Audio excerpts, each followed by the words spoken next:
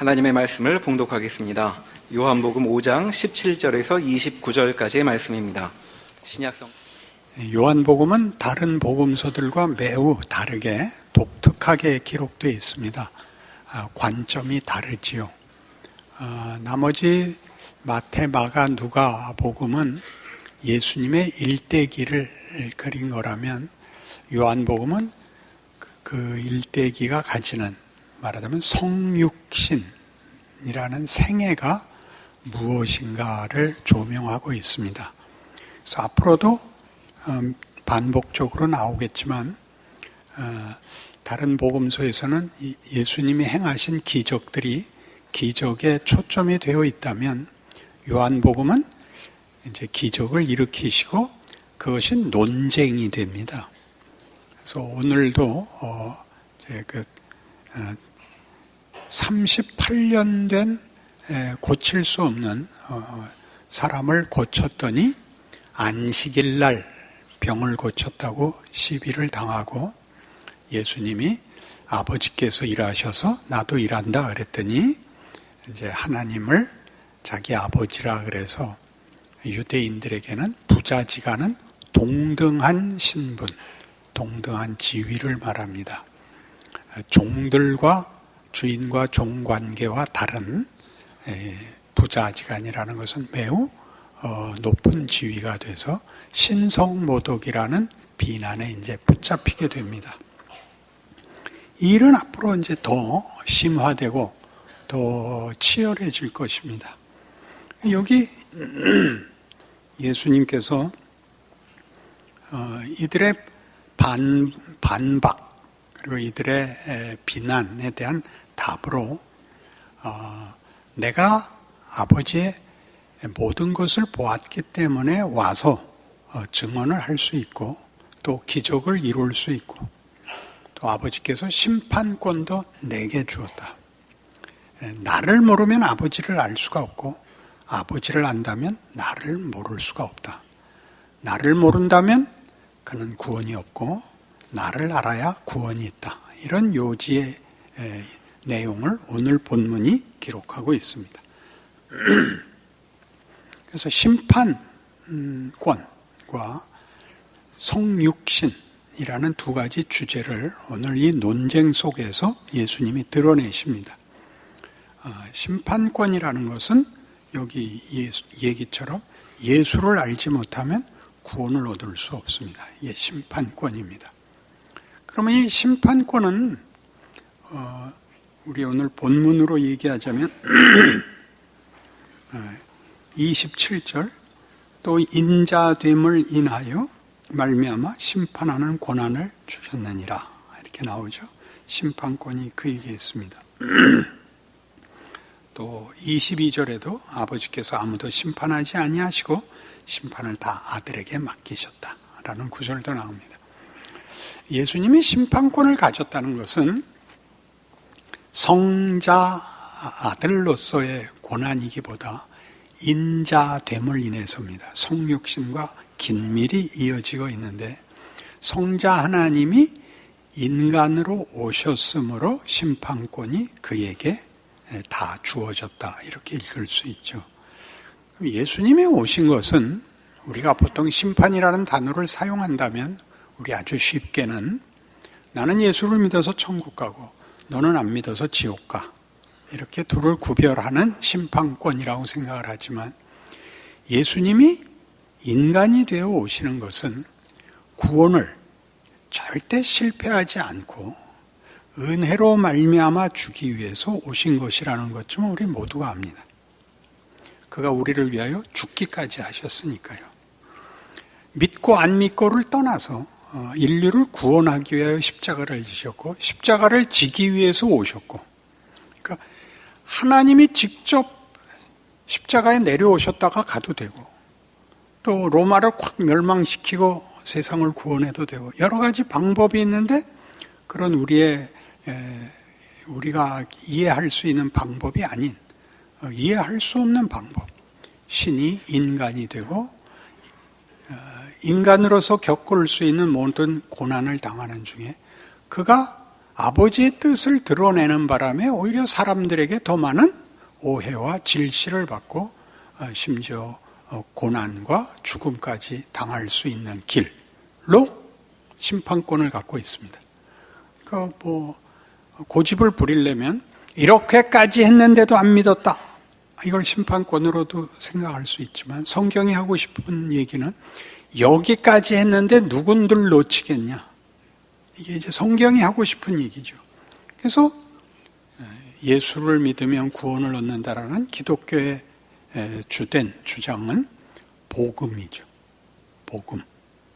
그러니까 구원을 주시기 위해 오셨고 그 구원은 모두가 받도록 되어 있는 거다. 여기에 초점이 있지. 안 믿으면 어떻게 되는데? 라는 얘기는 우리가 스스로를 확인하는 방법과 이 복음이 주어진 하나님의 권능과 지혜를 알지 못해서 빈약하게 자기를 확인할 때만 안 믿으면 어떻게 되는가를 묻습니다. 시험 날짜가 정해졌으면 뭘 해야 됩니까? 열심히 준비해야 되는데 내가 그날 결석하면 어떻게 되죠? 따위의 질문을 하는 것은 맞았습니다. 전혀 생각할 필요 없는 얘기를 하죠. 내가 아프면 어떻게? 그건 말이 됩니다. 근데 내가 잘못 보면 어떻게 돼? 너 잘못 보면 빠따다. 이건 있을 수 있는 얘기고 절망적인 얘기도 아닙니다. 격려하는 얘기죠. 그러니까 우리가 기독교 신앙이 복음이다라고 얘기하는 것은 하나님이 우리를 구원하기 위하여 예수에게 심판권을 줬다. 근데 그 심판권은 예수가 인간이 되어 인생에 들어오심으로써 갖게 되는 심판권이다. 그럼 그가 자기를 낮추셨기 때문에 고난을 가진 게 아니라 이 구원의 조건을, 근거를 여기까지 낮춰 모두를 하나도 놓치지 않으려고 하시는 하나님의 진정성이다. 이렇게 이해를 해야죠. 몰라도 고개를 끄덕이도록 오늘 감사절인데 서약을 할까요? 아니면 부활절에 가서 할까요? 성탄절로 타협하실까요? 너무 긴장들 하지 마시고 복음에 대한 이해를, 요한복음이 뭘 하고 싶으냐면 이런 개념들을 깨는 겁니다. 우리가 갖고 있는 개념들은 사실은 공포입니다.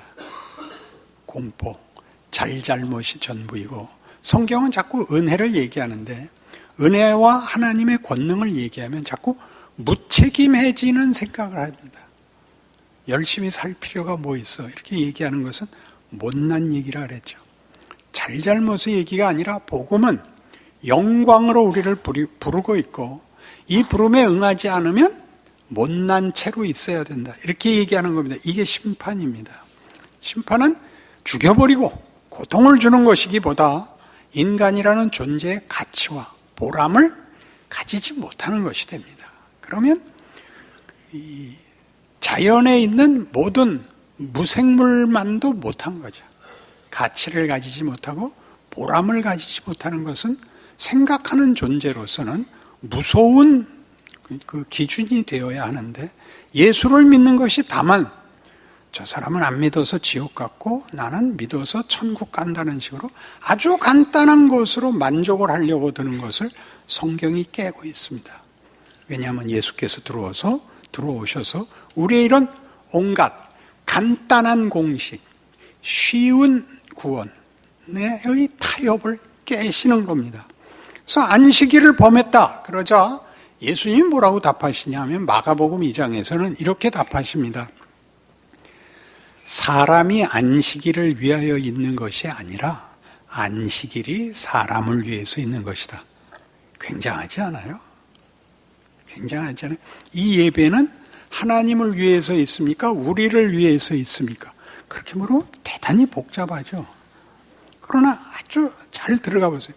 하나님에게 영광을 드리는 행위가 우리의 영광입니다.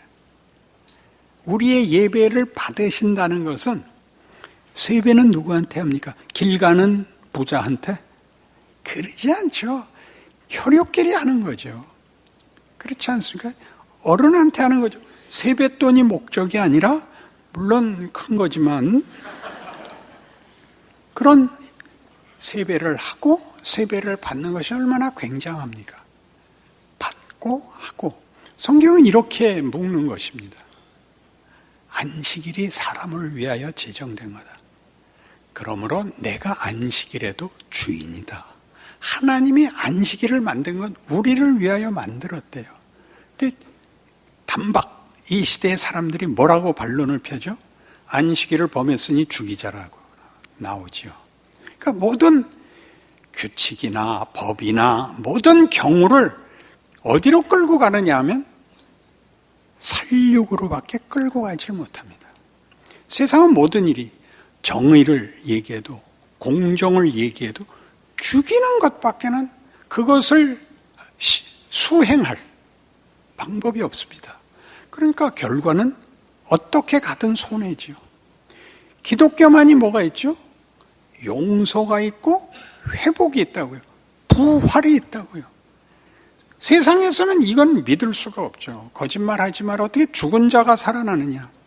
어떻게 악당을 용서하는 게 이기는 거냐? 그러면 그게 또 그럴 거 아니냐? 그런 얘기는 당연합니다. 세상은 그렇습니다. 그러나 하나님은 우리를 그렇게 만들지 않았다고 얘기를 하는 것이고 예수로 인하여 이 원래 의도된 세상, 부활 세상으로 우리를 부르고 있는 것입니다. 그래서 이 안식일을 가지고 예수님이 하신 대답이야말로 우리에게 늘 적용해야 되는, 내가 신앙적인 어떤 명분을 앞세웠는데 나타나는 결과가 뭔가? 여러분의 신앙 좋은 게 비난이 되는가? 누구에게 위로가 되는가? 늘 생각을 하셔야죠. 그러니까 정답을 얘기하면 책임이 끝나는 게 아닙니다. 너 하루에 성경 몇 장 봐? 30장은 봐야 될 거 아니야. 29장밖에 못 본다고? 너는 매일 한 장씩 죽는 거야. 이딴 말 하는 거야. 그게 무슨 말이에요? 그러나 우리가 그렇게밖에는 우리를 격려할 줄 몰랐던 것은 진심도 있고 신앙에 대한 기대도 있지만 전체적인 이해가, 개념이 종교적인 용어는 쓰고 진심도 있지만 모든 단어들을 죽이는 단어로 계속 쓰고 있다고요.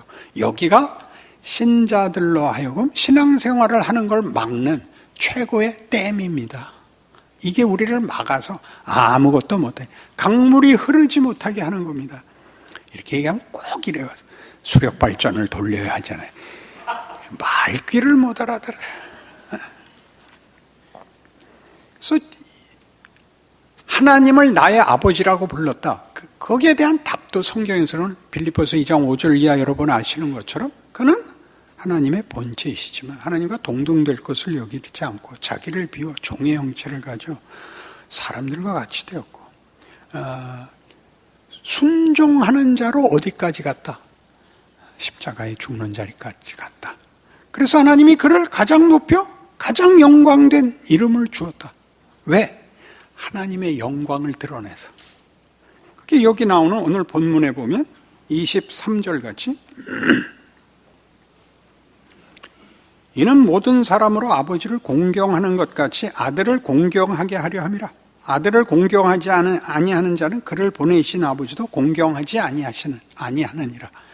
그러니까 심판권과 묶여있는 이 인자됨, 성육신이라는 것이 하나님의 영광이래요. 하나님이 이게 영광이래요. 어떻게 하는 것? 사마리아에서 그 우물가에 지쳐서 앉아 계신 모습. 그래서 물들러 온 그 여인에게 가장 비천한 지위에 있는 여인에게 물 한 잔만 주십시오라고 구걸하는 것 같이 앉아있는 하나님. 그래서 여인이 얼마나 무례한 대꾸를 해요. 유대인이 왜 나한테 물을 달래세요? 이거 그렇잖아요. 그러니까 여인아, 내가 누군 줄 알았다면 네가 빨리 물 주고 와서 엎드려서 축복기도 해달라 그랬을 거다. 그러는 거 아니까. 아니 당신이 뭔데 그런 거래요. 이건 우리 조상 야곱이 판 건데 당신이 이 야곱보다 크다 말입니까? 물론이다. 나는 네게 속에서 영원토록 솟아나는 생수를 줄 수 있단다. 그럼 뭐 물 들어올 필요도 없네요. 뭐 목마를 필요도 없겠네요. 말이 안 통하는 거라. 너 남편 데리고 와라. 남편 같은 거 없어요. 기억나시죠? 거기 앉아 계시는 하나님. 우리가 상상이 안 가는 하나님으로 오신 거예요. 성육신. 누구를 불치의 병을 고쳐줬는데 박수를 받고 고마운 감사를 받고 당신은 누구십니까? 어떻게 고치셨습니까? 이 중풍병자밖에 못 고치십니까? 문둥병은 안 됩니까? 데려와라. 그것도 고치고 귀신은 데려와라. 고치고 풍랑입니다. 소리쳐 잠잠케 하시고 다 했으나 사사건건 시비만 걸리죠. 그 시비를 감수하시죠. 그는 겁주러 오시지 않습니다. 그는 우리의 수준과 우리의 반론과 우리의 악의를 견디십니다. 성육신이 하는 일은 사랑이 폭력을 이긴다는 걸 보여주십니다. 실제로 보여주시고 원래 해야 되는 일은 원래대로 하십니다. 이걸 보여주셔서 십자가를 지는 일이 면책되지 않습니다. 십자가로 인하여 우리가 중생하고 눈이 뜨이고 영이 열리자 우리는 예수님이 십자가를 지기 전에 살았던 생애가 가지는 의미를 알게 됩니다. 그런 고난 없이 직접 왜 안 부르시는가? 하나님이 이 방법으로 하나님의 영광을 구체적으로 드러내시기를 하나님이 원하셨고, 우리 보고도 그 길을 따라 예수 믿는 게 뭔지 모르는, 우리를 만나면 밤낮 비난이나 하고 놀리기나 하는 세상 앞에서 이 아버지의 영광, 성육신의 영광을 살아보라. 그게 뭔지 알지 못하면 너는 그냥 다만 도망온 자에 불과하다. 너는 다만 외면한 자에 불과하다. 나는 그렇게는 너희를 목적하지 않았다. 라고 말하는 것입니다. 그래서 우리 이제 다시 한번 요한복음 3장 16절에 가보시면 얼마나 분명한 성경에 이런 심판권과 성육신이 묶여 있고 거기에 이런 이해가 있는가 알 수 있습니다. 하나님이 세상을 이처럼 사랑하사 독생자를 주셨으니 이는 그를 믿는 자마다 멸망하지 않고 영생을 얻게 하려 하심이라. 영생을 주려고 오시는 거예요.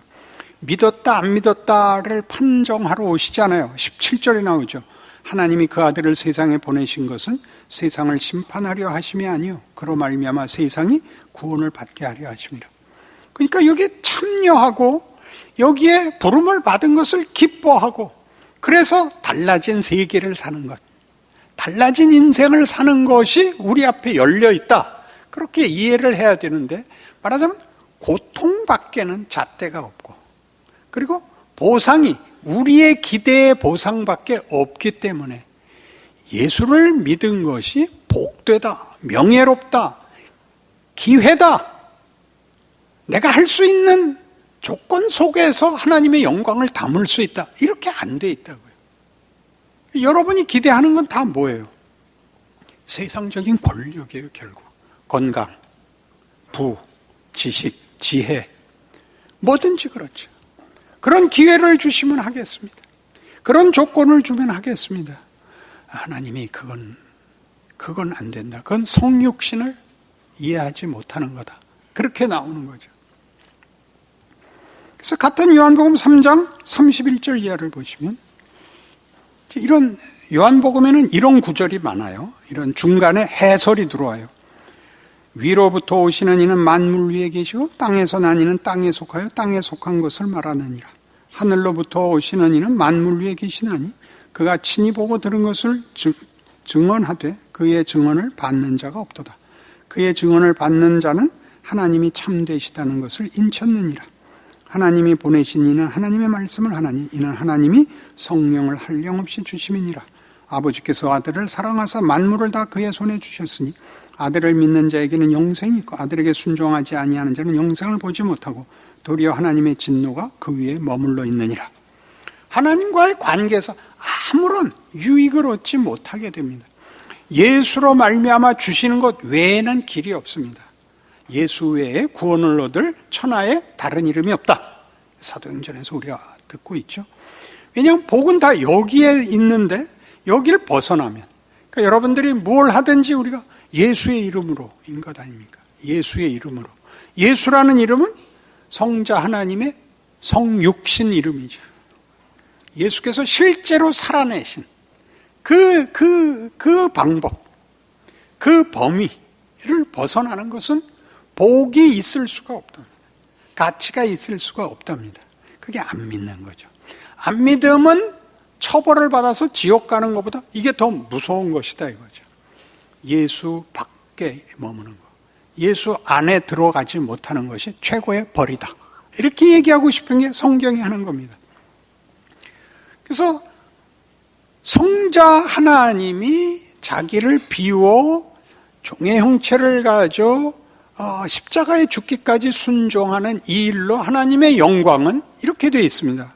여기 오늘 본문으로 오셔서 본문에서 얘기하는 아버지께서 일하심에 나도 일한다는 데 대한 이들의 비난, 신성모독이다. 어떻게 인간이 하나님과 자신을 동등시하느냐에 대한 답입니다. 그 동등은 빌립보서 2장에서 분명히 나오듯이 그는 본래 하나님의 본체시나 하나님과 동등됨을 취할 것으로 여기지 아니하시고입니다.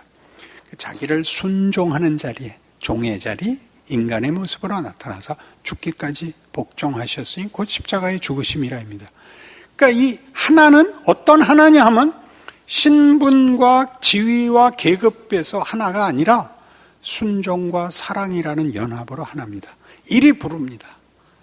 만만치 않죠. 하나라 그러면 금방 같은 하나가 됐으면 똑같은 투표권, 똑같은 결정권, 똑같은 권력을 갖자고 생각을 하는데 성경에서는 그런 틈이 없다 그럽니다.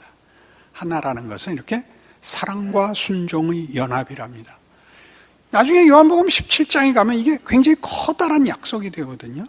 우리가 하나인 것 같이 저들도 우리 중에 하나가 되어 우리와 하나가 되게 하옵소서로 불러요. 그게 구원을 얻으면 다 거기에요. 지위가. 나와 아버지가 하나인 것 같이 우리가 부름을 받아서 예수 그리스도의 성육신이라는 것은 우리로 하여금 걷게 하는 이 신앙 인생, 현실, 각각의 생애가 성육신의 생활이 되는 거죠. 그냥 종교적으로 해서 거룩하고 완벽한 생활로 넘어가면 안 돼요. 그건 하나님이 요구하는 게 아니에요. 기도원에 들어가고 수도원에 들어가는 것은 특별한 사람들의 특별한 신앙 행위고 99%의 대다수에게 요구하는 것은 우리가 그렇게 말하는 지지고 볶는 일상이 예수께서 그런 것처럼 귀신 들린 자를 만나야 되고 돌들어 치려는 자를 만나야 되고 풍랑을 만나야 되는 그런 인생을 사는 겁니다. 거기서 빛을 발하는 겁니다. 이 세상이 말하는 공포와 폭력으로 살지 않고 내가 살기 위하여 누구를 죽일 필요가 없는 사람으로, 방법으로, 내용으로, 인생으로 살죠. 여기가 예수님의 답입니다. 그러니까 아들을 공경하지 않으면 아버지를 공경하지 않는다는 것은 여러분이 하나님을 어떻게 이해하느냐는 예수를 이해하는 것과 맞물려 있는데 예수께서 죽으셔서 우리를 새롭게 하셨다까지만 예수가 있지 그 공생애가 이렇게 이런 오해와 이런 질시와 이런 고단함 속에 있었던 공생애라는 긴 과정 속에 구체화되고 있다를 내 인생이 바로 그렇구나 이렇게 갖다 붙이는 사람은 매우 드뭅니다. 매우 드뭅니다. 억울해하죠. 이렇게 하는 것이 우리 히브리서 5장 8절에서 보는 바와 같이 그가 아들이시라도 받으신 고난으로 순종함을 배워 온전하게 되었답니다. 순종의 시간, 순종해야 되는 과정, 순종이 요구된다는 것은 원망스럽고 싫고 불만인 그런 시간들을 살아내는 겁니다. 그리고 무한히 열려 있는 거죠. 우리 모두가 그렇게 우리가 하나인 것 같이 저들도 우리와 하나가 되게 하옵소서. 예, 우리가 부름받고 있죠. 이 생애를 걸을 수 있죠. 그의 기도가 응답되고 그의 모든 행사가 우리에게 일어날 수 있습니다. 하나님이 어디까지 일하시는지 모르는 거예요. 결국 제자들까지 도망간 게 예수의 성육신의 생애예요. 다 도망갔다고요. 여긴 감당 못한다. 그러니까 여러분 모두가 원망하는, 여러분 모두가 이럴 수는 없다고 생각하는 그 자리들이 우리의 생각과 훨씬 다른 하나님의 이 사랑이 폭력을 이긴다. 그러니까 폭력은 마음껏 폭력을 휘두를 텐데 하나님도 마음껏 사랑을 휘두르셨다고 얘기를 하는 거죠. 이걸 이렇게 인상을 쓰고 얘기하면 안 되는 부분 아니에요. 근데 실제로 보면 사랑은 폭력이 아니니까 사랑하는 자가 손해죠, 언제나. 용서하는 자가 손해고, 지면 잘못한 자가 되죠.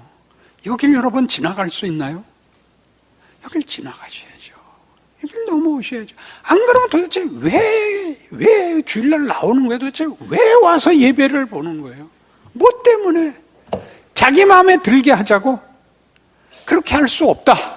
그게 성육신이에요. 이사야 42장.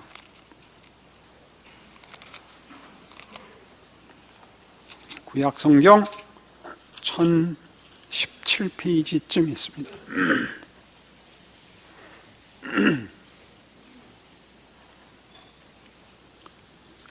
1절부터 8절까지 함께 읽겠습니다. 내가 붙드는 나의 종, 내 마음에 기뻐하는 자, 곧 내가 택한 사람을 보라. 내가 나의 영을 그에게 주었은즉 그가 이방에 정의를 베풀리라. 그는 외치지 아니하며 목소리를 높이지 아니하며 그 소리를 거리에 들리게 하지 아니하며 상한 갈대를 꺾지 아니하며 꺼져가는 등불을 끄지 아니하고 진실로 정의를 시행할 것이며 그는 쇠하지 아니하며 낙담하지 아니하고 세상에 정의를 세우기에 이르리니 섬들이 그 교훈을 앙망하리라. 하늘을 창조하여 펴시고 땅과 그 소산을 내시며 땅 위에 백성에게 호흡을 주시며 땅에 행하는 자에게 영을 주시는 하나님 여호와께서 이같이 말씀하시되 나 여호와가 의로 너를 불렀은즉 내가 네 손을 잡아 너를 보호하며 너를 세워 백성의 언약과 이방의 빛이 되게 하리니 내가 눈먼 자들의 눈을 밝히며 갇힌 자를 감옥에서 이끌어내며 흑암에 앉은 자를 감방에서 나오게 하리라. 나는 여호와이니 이는 내 이름이라. 나는 내 영광을 다른 자에게 내 찬송을 우상에게 주지 아니하리라. 얼마나 겁주는 말씀인지 아시겠죠? 난 내 이름을 우상에게, 내 찬송을 우상에게 주지 않겠다. 난 타협하지 않겠다. 나는 너희가 경쟁에 이기는 승자 정도로 너희를 부르지 않았다. 너희가 폭력을 휘둘러서 큰 소리 치는 자리로 부르지 않았다. 너희는 그거보다 크다. 예수님에게서 1차적으로 성취된 약속입니다. 나의 종을 보라. 그는 고함 지르지 않는다. 폭력을 쓰지 않는다. 겁주지 않는다. 그러나 그가 비치고 그럼 모두에게 자유를 주는 내 종이다. 예수고 우리입니다. 그렇죠?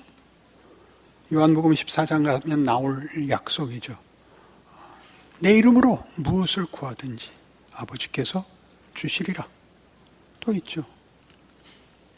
내 이름으로 구하는 것은 내가 다 하겠다. 나를 믿는 자는 내가 하는 일을 할 것이다. 그리고 이보다 더 큰 것도 할 것이다. 예수님보다 더 큰 것도 할 것이다. 어마어마하지 않아요? 그렇게 부름받고 있어요. 여러분이 가는 곳에 빛이 비치고 여러분이 가는 곳에 해방이 있다고요. 인간이라는 존재에 대해서 세상 인문학만도 못한 그런 신앙, 그런 기대, 그런 만족 속에 빠지지 말라고요. 어떻게 하라고요? 난 타협할 수 없다. 지난번에는 43장이었어요. 뭐였죠? 하나님이 손으로 메가폰을 만들어서 뭐라 그랬어요? 사망아, 공포야, 유호가 까불지들 마라. 내 백성 건들지 마라. 너희 강물들아, 태풍들아, 너희 지진들아, 잠잠해라. 내 자식들이다. 기억나죠? 오늘 그래요. 내 자식들아, 도망가지 마라. 얼렁뚱땅 하지 마라. 끝까지 가자. 나는 네 하나님이다. 너희는 내 영광이다.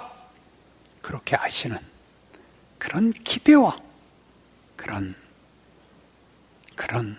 감격이 있는 인생을 사시기 바랍니다. 기도하십시다. 하나님 아버지, 우리는 정말 못 살 현실을 걷고 있습니다. 미움과 폭언이 난무하는 현실에서 하나님 우리 보고 사랑이 이긴다고 말씀하십니다. 너 고함 지르지 않아도 된다. 너 속 시원하게 하려고 하지 말고 하나님의 뜻이 얼마나 굉장한가 보고 예수가 걸은 길을 기억해라. 그리고 너희가 나의 기적이 되고 나의 손길이 되라. 그 부르심에 응하겠습니다. 함께 하시고 우리 모두가 이 감격을, 이 자랑을 우리의 생애에 담아내는 그 삶을 허락하여 주시옵소서. 예수님 이름으로 기도합니다. 아멘.